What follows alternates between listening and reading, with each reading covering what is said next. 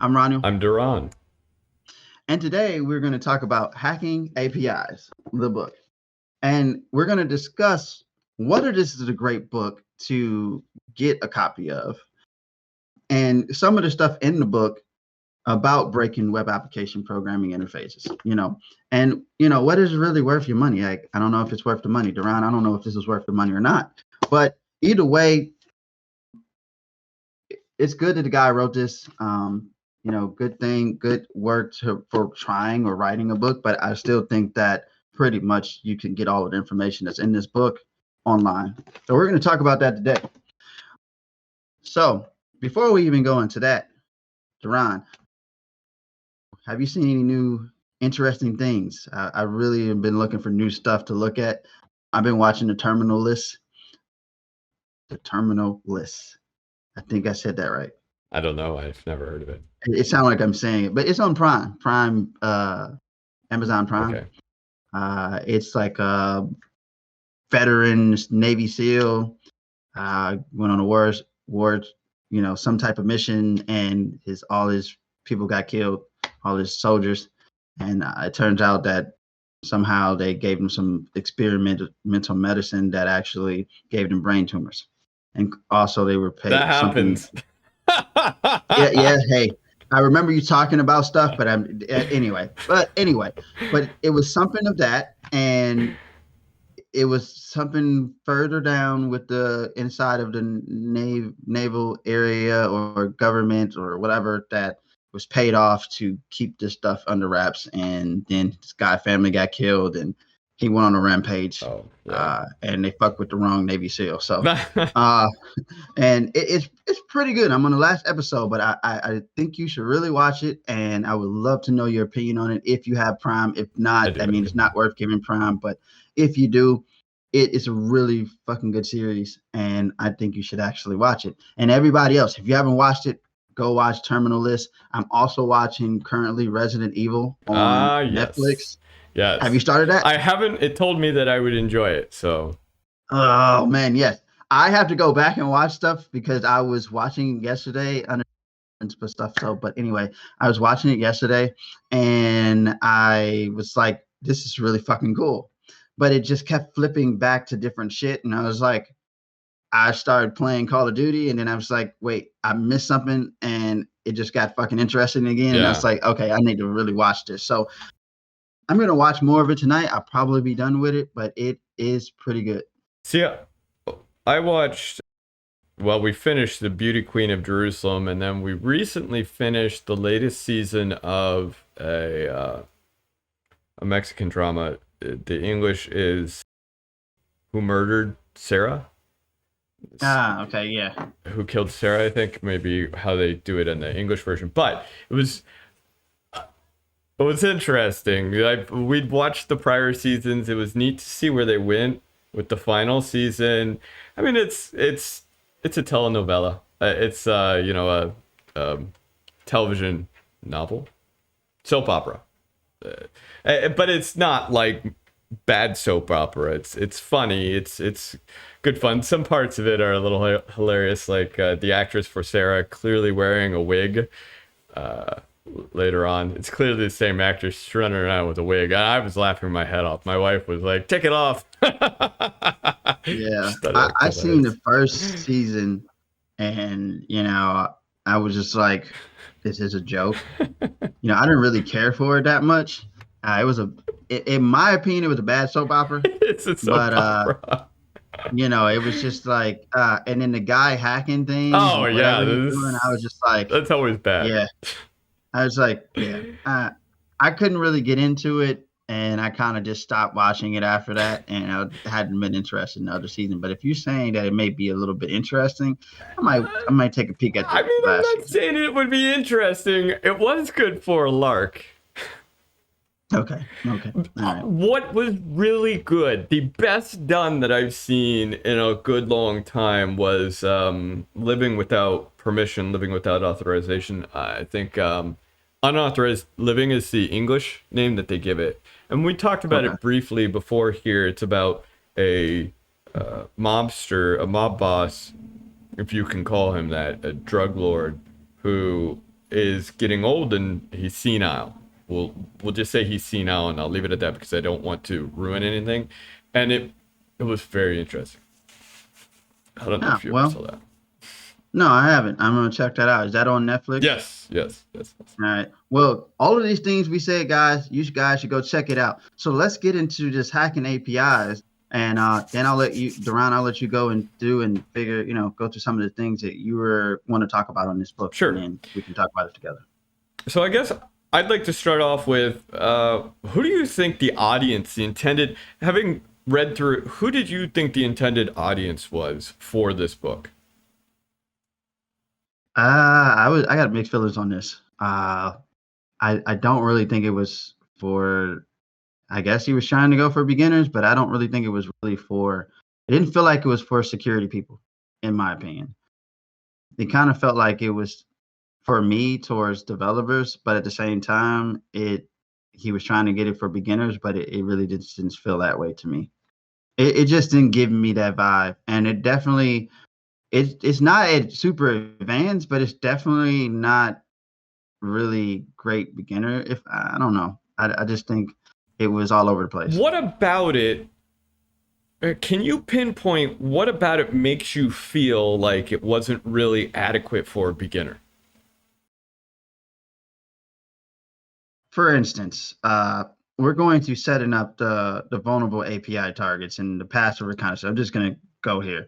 So the guy goes into and explains all of these different things, and he goes into, like, to me, when you're making an API book and you're trying to get a beginner to understand APIs, I just don't think he's actually going about it. When he's talking about all of the reconnaissance and discovery and setting up the API targets, that's okay and all fine and dandy.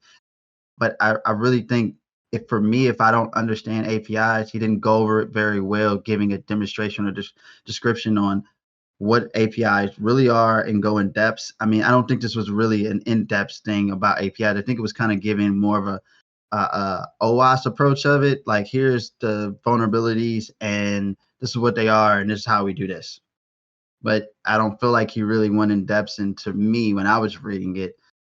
For a beginner or even a developer. I mean, I don't know how you feel if you feel a developer would have walked away feeling like they really understood what REST APIs or APIs, what they really do. And this one I think is more REST, but what they actually really, their function is, how they work, and giving good demonstrations, and also how to attack them as well. And then more, I mean, he goes in depth on how to attack them, but more demonstration on how to really attack them like an attacker would. This is kind of like I said, it's all over the place to me. It doesn't really, this is stuff you could have got off OWASP page. It's not something that's really in depth to me. I understand where you're coming from, and I agree, but the title would make you think it's for beginners. Mm-hmm. And then when you start to read it, I'll give you good examples. As I sat there and I read, for example, part 1, and I quickly glossed through part 1. I say glossed through. I actually read it. It's a very quick read. The font is very large. There are a lot of pictures. But I quickly read through it, and I said, what I'm seeing is not a beginner approach, because he seems to assume that you know a lot of the different things he's talking about. And at the same time, he goes through, and this section is really what sealed the deal for me. He says, okay, hey, a lot of this covers what's in OWASP, and he's got this quick thing about OWASP, but he never explains why that might be important to know, why it might be important to understand, why maybe you should check out the top 10 list. I personally, and we've talked about this before, I hate OWASP. We discussed before, the terminology that they use is actually incorrect. Their definitions are incorrect. They misidentify basic concepts like insecure deserialization. They put in data integrity, which makes no sense and just illustrates that they don't understand the way it works. Yep. When I went through and I read these sections, I actually oftentimes found myself saying, I know what he's supposed to be talking about, but the way he's explaining it is confusing. When I looked at the broken object level authorization, that first paragraph to me, if I didn't know what he was talking about, I'd find it ridiculously confusing. He renames all of these things that already have existing terminology. He goes through and makes up his own names for a lot of these attacks. I find that's incredibly disruptive to someone's ability to actually learn. Because if I walk into a business environment and I talk about, oh, yeah, I can go through and I can do BOLA. Well, BOLA, what is BOLA? Well, speaking of that, that ain't even his name. Yeah. OWASP did that. Yes. They made up that BOLA. That's why when I was telling you that it pissed me off, because broken object level authorization is pretty much just IDOR. It is IDOR. You know, and I don't understand why they're calling it BOLA. And I seen this happen a year or two back, and they had started going into this API transition that OWASP had put out there, and this was the thing that they put. And it's like, I don't understand it. What is this called? Like, a lot of these things, they already have a name, like excessive data exposure. That's just sensitive data exposure. I mean, right. I mean, why are we going through renaming it? Broken function level authorization. Wouldn't it just fit into insufficient authorization? Or just, I mean, some of the way to explain, I get what he's saying, but I'm just saying the root level cause, I don't understand like why they did some of these things. But if you went in there and said BOLA to a developer, they wouldn't understand shit, and even a beginner. Yeah, they would have no clue. And oh, by the way, because you're renaming all of this stuff, I'm going to be confused. I'm confused by the first paragraph because it doesn't explain well what the concept is. What explains it is, if you already understand what he's trying to do, this segment here and this segment here, which is just enumeration, which, by the way, is what it has always been called. Why people decided to create IDOR, I don't know. Why they've decided to now call it BOLA, I don't know. But this is something that's very common in our industry, and it's harmful. It's incredibly harmful to the industry, because if our terminology is constantly shifting for no good reason, because this doesn't make it any more clear what is going on. So if it's constantly shifting, then the people we talk to who aren't part of our industry will have trouble keeping up. They will become more and more confused. Imagine if you talk to firewall administrators and every 2 years they were renaming important concepts like ports and protocols. Yeah, it would be a fucking mess. It would be. And that's what we're doing to them. That's what we're doing to developers. That's what we're doing to new people. They go through, they spend 6 months trying to learn something, and it's already changed its name 2 or 3 times. And then when we talked before, I mentioned I've helped write exams for major certifications. Well, when we write these exams, we have to cite different sources, and you can cite books and a few other places.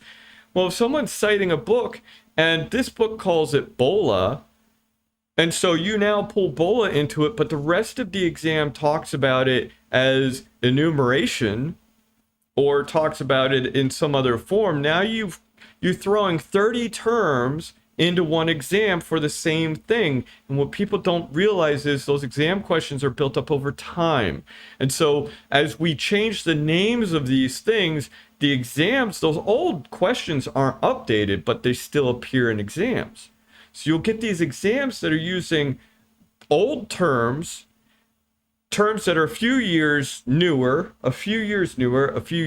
and then the modern term, and it'll make your head spin. It's not fair to people in the industry. It's not fair to people who are new to the industry, and it's especially unfair to anyone who's trying to understand our lingo, because it is constantly evolving. And someone could go through and say, but that's because we're constantly finding new things. Truthfully, no. We're mostly finding the same thing, like we talked about in the prior episode, where we said history doesn't repeat itself, but it sure does rhyme. It's the same thing. You know, SQL injection versus SQL injection versus LDAP injection versus command injection, OS inject. I mean, it's all the same thing. We don't need to enumerate and then give a different name for everything. Like we talked about when we said blind regular expression injection. Someone decided to create that. Why? There was no point in creating that. It's just regex injection. Right, exactly. That's exactly right. So when I read this, I agree with you. I read it and I actually said, I don't know who the target audience for this is, because it's not people trying to learn security. It's not people trying to learn API security. When we look, even for example, at the attacking APIs section, what he has here, by and large, are a lot of tools. So he talks about a lot of different tools, and my complaint about books that are tool oriented, which this is that the tools constantly change. So a book like this has a shelf life of maybe 2 to 3 years. After that, the tools that they discuss have changed dramatically, so that the layout's completely different, their capabilities are completely different, or the tools are no longer maintained, they don't work anymore, so on and so forth. I mean, I remember we used to use SQL Ninja all the time, and we used Autopon and a few other tools from time to time in engagements. Those tools don't work. I don't even think you can get them to compile, let alone run in a reasonable fashion. But you can find them still referenced in books, a lot of books. And they're not even actively managed anymore. No, they're not. See, and that's the big thing is I looked at a lot of the tools that were here, and I just said, this is a book that will become dated very fast, extremely fast. So I don't know why you would use. Oh, you remember Durbuster? Yeah. I mean, man, I don't even use Durbuster anymore. There's so many better ways, and even then, I don't need to use that. That's exactly right. No, you're exactly right, and you'll see Durbuster even. Obviously, the word list for it, but that's exactly the point. Is when you focus heavily on tools, which this has done, and this goes to something we talked about.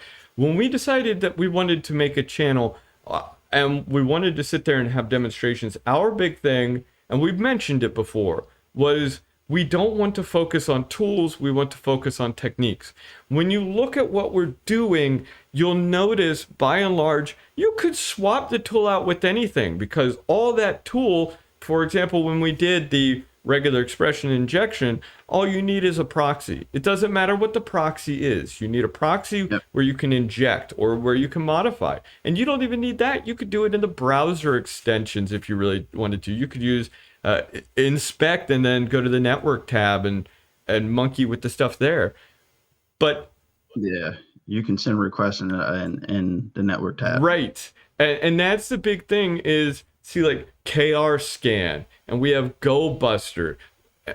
Why are we showing 30 million tools in this? But you know why he's doing that?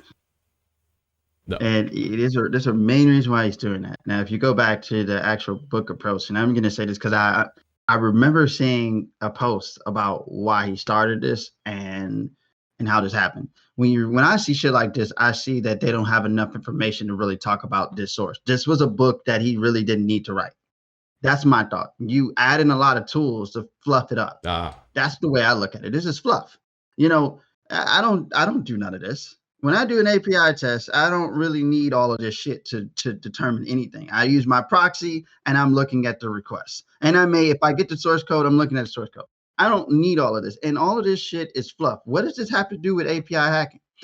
Really, these are tools that are being used that you normally use for website hacking. This is what they show in website hacking books, which is why I have a debate between separating the two. Yeah. Because you can't have one without the other. they glue together. Like, you know what I'm saying? And maybe you could, you do API tests sometime without having a web application, but a lot of times they're going to use that web service with that web app. So it's really marrying the same thing. So why make a book like this when he really didn't have much to talk about? And there were so many things he could have talked about in this book, but he did not. And that's why I said it was pointless, because you could find the same shit on OWASP stuff. This is the OWASP, strictly out of OWASP, like, curriculum. You could find this shit and read it and be able to do whatever you're going to do if that's the case. But this shit is right off. This is online. I can go online right now to the page and see everything he just talked about in this book. So these tools are fluff. Yeah. These are to show things, just to show people this fluffy stuff, so it wouldn't be boring. Yeah. Yeah, that makes sense. Well, and to that point, that's why things like I looked at the real world API hacking section, for example, and honestly, I was flabbergasted by how much was missing from it, how basic it was, but at the same time, and this is the common complaint I have about this book, how little explanation it was. What I think would happen is, if you were new and you managed to muddle your way through the book and get anything out of it, most likely the best you would get is how to be a fool with a tool, how to be a script kiddie. So basically, this book will make everybody a script kiddie. Yes. But another thing, going back on the topic on this, is he wrote this book because he wanted his team members, or his team, didn't understand APIs, which I don't understand how. And he did research on APIs, which is not that hard to do. And they told him to become an expert. Does this look like an expert wrote this? No, this is basic. I mean, his SAML write-up was really pitiful. His OAuth write-up was really bad. I don't think I saw him talk about OpenID, but what I read real quickly wasn't great. The GraphQL stuff was lacking. And APIs are, I don't know, how could you have a problem with APIs? It is website hacking. Websites have been using APIs for a very long time. That's what I'm saying. That's what I'm saying. I don't understand this term. Like, what this whole push for API hackers. Yeah, you're not an API hacker. You are a web application penetration tester. That's it. You have to do API testing. They are together. Yeah. They're not separated. Like, what the fuck are we talking about here? And if that's the case, like I said, reading this, he missed a lot of frameworks that, include these API. GraphQL is not the only API framework you can use with APIs. There's a whole bunch of shit that are being used nowadays. So he missed a lot of things. And I'm like, why did you go to GraphQL? I mean, that is a common thing, but it's not as common. There are other things you could have talked about, and you've missed the ball here. Yeah, I agree. There's so many things. And I'm like, he was jumping around to think, I'm like, why are we talking about this? This is not what I want to see.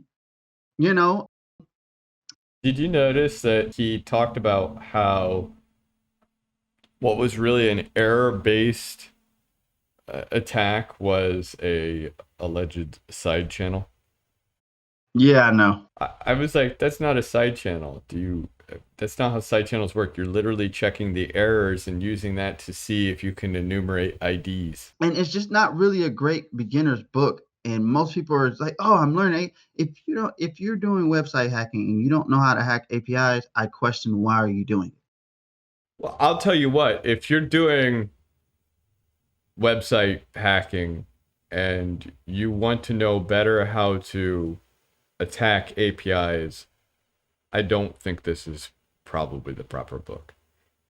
Oh, and just to speak on that, this is not the proper book, and neither is Alyssa Knight's book, not the proper book. Yeah. Just so you know. Yeah. And Iran, that eventually they're going to say, people are going to blame me, like, so if this is not the proper book, then what is the proper book? You write a book that's better than this. Someday, when I have time. I think our YouTube stuff is better than a book anyway, honestly. Yeah, we're actually giving techniques. We're showing people simple things and then adding upon that. and things that people are not talking about in books, or different concepts or advanced techniques that people are not talking about. But a lot of the stuff, you can start off as a beginner, you can start off at advanced, you can get a lot out of the stuff that we have. So, and we walk you through the code too. So well, at least, and audience, please feel free to let us know if we need to do better, but we're attempting to show you both halves of it so you understand not only how to attack it, but how it works, because it's really not useful to blindly attack. That'd be like trying to defend yourself in the dark and you're just flailing around hoping you strike someone. Again, this whole review is not about flaming or downing the guy who wrote the book. It's just that nowadays people don't really write good books, and people praise people for writing books. And I do say it's a hard thing to get up and write a book, or even do a presentation about things. But it's like when you're sitting down and writing a book and thinking like, how can I write something that is good for beginners and that they will understand? You should go back to the drawing board and really, really think about it, because a lot of the books that I'm saying are not for beginners, and they're not even advanced.